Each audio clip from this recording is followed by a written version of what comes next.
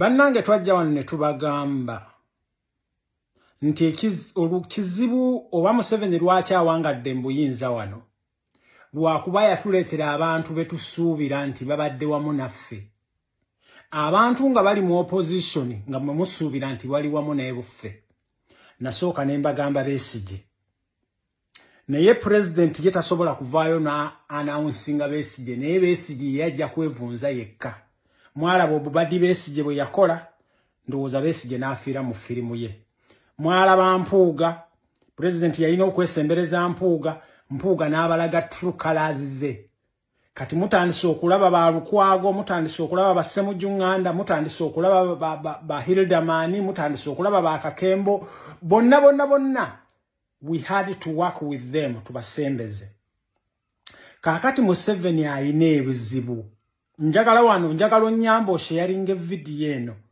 Obuzibu bwa Museveni nkoze ne post naye nsazeewo ne ngamba kankole video. Obuzibu bwa Museveni teyakolawo succession. Teyateekawo preparing muntu agenda musikira. Kyova banga ono omwana Muhoozi mumulaba n'amagye tagasobola. Tasobola na kubeera awo nga ajja kugamba ne mu NRM yagaana okubeera nga bamukkiriza. Kwe kukola waka kabiina akaabwe aka PLU. Ndowooza mulaba Muhoozi ebintu bya postinga. Mulaba ebintu tasobola kwogera na mu public. Kati Museveni azze on alternative measure. Nawuliddeko muganda wange yajogeddeko. Ne alternative measure eno eri bweti. Mubadde muwulira Mpuuga. Era n'olwaleero avuddeyo n'ataakinga president waffe. Bw'abadde ayogera ku gundi. Kati Mpuuga yasisinkana Museveni nga bali wamu ne Winnie Byanyima. Emabega kaawo Mpuuga yasisinkana Museveni nga walinawo ne Winnie Byanyima. Nga ne Winnie Byanyima waali oyo mukazi oyo. President wange mbadde nkusaba omukazi oyo muhandling very carefully. Nupu ne people power njagala omukazi Byanyima oyo kubanga Byanyima we yasisinkanye Museveni ng'ali wamu n'Empuuga. Byanyima n'apromisinga Museveni nti ye kubanga Bobi Wine engeri gya demoralizinze Museveni public eno mu western world. Byanyima n'apromisinga Museveni nti nze nja kubeera nga nkomyawo obuganzi bwo mu western world eno e Bulaaya. Kati Byanyima be baali mu meeting eyo. They had a secret meeting. Ne Muhoozi yalimu, ne Mpuuga yalimu. Mpuuga yaleeta delegation ye, Byanyima yaleeta delegation ye, ne Museveni ne Muhoozi. Ne baba promisinga. Kati gye bujjakaawo mugenda okulaba. Nga tugenda towards mu kalulu ka 2026 njagala owulirize wano. Abantu bano bayinza okujja ne alternative measure. After lwe baalabye akalulu k'ekawempe kye twabakoze, abantu Museveni yabagambye bannange bano abasajja tetubasobola mu kalulu. That's why bagenda kujjawo ne alternative measure. Alternative measure egenda kujja aba NRM bayinza okuleeta bill mu parliament ne bagamba nti badissolvinge cabinet. Nera nfe ne bwe tunaagaana because mujjukire tetulina enough member of parliament. Bayigenda ku proposing a bill badissolvinge parliament balete Winnie Byanyima nga president being viced by Mpuuga. Njagala owulirize video eno. So baganda bange gye bujjakaawo president wange nkimanyi bino obimanyi. Mwenna abali ku ludda oluvuganya Museveni abali true ebintu bino mubimanyi. Winnie Byanyima is a threat kati. Winnie Byanyima is a threat. Bakwataganye n'Empuuga. Njagala omutandika okulaba measures zino ezigenda mu maaso gye bujjakaawo because akalulu k'ekawempe bye mwabalaze baana bammwe. Akalulu k'ekawempe bye mwabalaze tebakyasobola bana basajja kgenda mu kalulu. Bayinza okubikyusa be bawulira video eno, be balaba video eno. Naye Winnie Byanyima, we are watching you.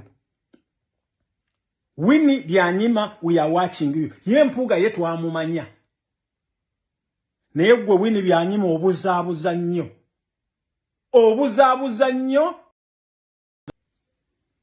Assalamu alaikum wa rahmatullahi wa barakatuh. Bannayuganda bannange mbalamusizzaako mwenna. Bannange abasiraamu mwebale kusiiba. Tusaba Allah abeerenga akkiriza ekisibo kyaffe. Ekisibo tukimaliriza kati back to business. Amanya kojja omugezi. Nsooka okwebaza bannange betukola emirimu gy'oku intaneti. Abawangalira ku Facebook, abawangalira ku X, abawangalira ku TikTok, erumya mubajje obwongo mwebale kubeera nga mu executing emirimu egyo gino we tutabadde. Kati we are back to business. Nsooka okukulisayo president wange ne oludda oluvuganya Museveni mu parliament mwebale alternative budget eyo era Kyagulanyi Robert Sentamu mwana gwe ne gwe nkuyita omwana naye president webale. Kakati back to business.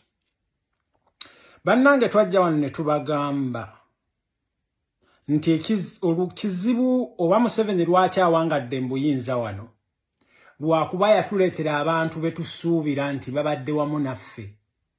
Abantu nga bali mu opposition nga mwe musuubira nti wali wamu naye buffe. Nasooka ne mbagamba Besigye.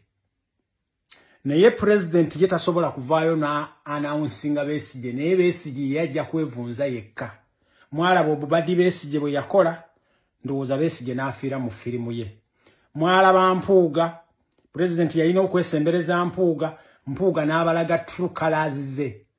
Kati mutandise okulaba ba Lukwago, mutandise okulaba ba Ssemujjunganda, mutandise okulaba ba Hildamani, mutandise okulaba ba Kakembo, bonna. We had to work with them tubasembeze. Kakati Museveni ayina ebizibu. Njagala wano, njagala Nyambo sharing video eno.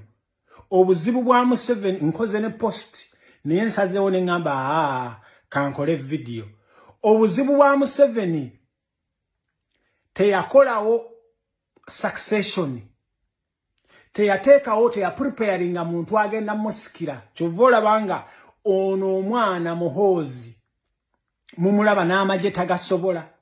Tasobola na kubeera awo ng'ajja kugamba ne mu NRM yagaana okubeera nga bamukkiriza. Kwe kukola waaka akabiina akaabwe aka PLU.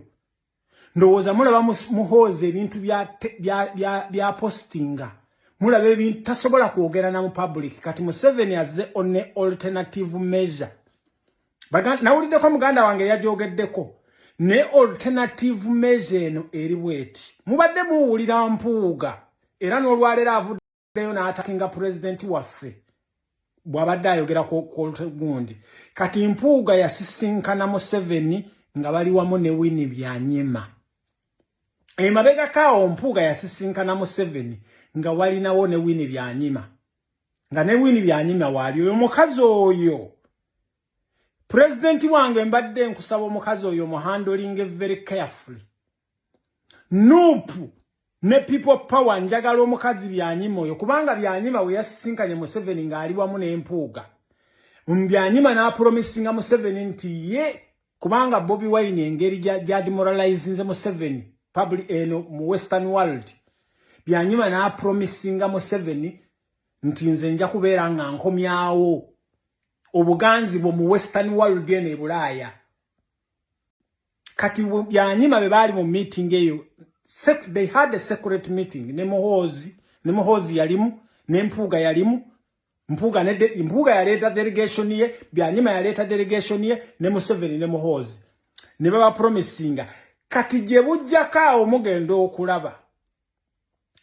Nga tugenda towards mu kalulu ka 2026 njagala owulirize wano. Abantu bano bayinza okujja ne alternative measure. After lwe baalabye akalulu k'ekawempe kye twabakoze, abantu Museveni yabagambye bannange bano abasajja tetubasobola mu kalulu. Bano abasajja tetubasobola mu kalulu. That's why bagenda kujjawo ne alternative measure. Alternative measure egenda kujja aba NRM bayinza okuleeta bill mu parliament ne bagamba nti badissolvinge cabinet. Nera nfe ne bwe tunaagaana because mujjukire tetulina enough member of parliament. bayigenda ku proposinga bill ba dissolving parliament balete Winnie Byanyima nga president being viced by Mpuuga. Njagala owulirize video eno. So baganda bange je bujjakaawo president wange nkimanyi bino obimanyi. Mwe mwenna abali ku ludda oluvuganya Museveni abali true ebintu bino mubimanyi. Winnie Byanyima is a threat kati. Winnie Byanyima is a threat. Bakwataganye n'Empuuga. Njagala omutandika okulaba measures zino ezigenda mu maaso gye bujjakaawo because akalulu k'ekawempe bye mwabalaze baana bammwe. Akalulu k'ekawempe bye mwabalaze tebakyasobola bana basajja genda mu kalulu. Bayinza okubikyusa be bawulira video eno be balaba video eno. Naye Winnie Byanyima, we are watching you.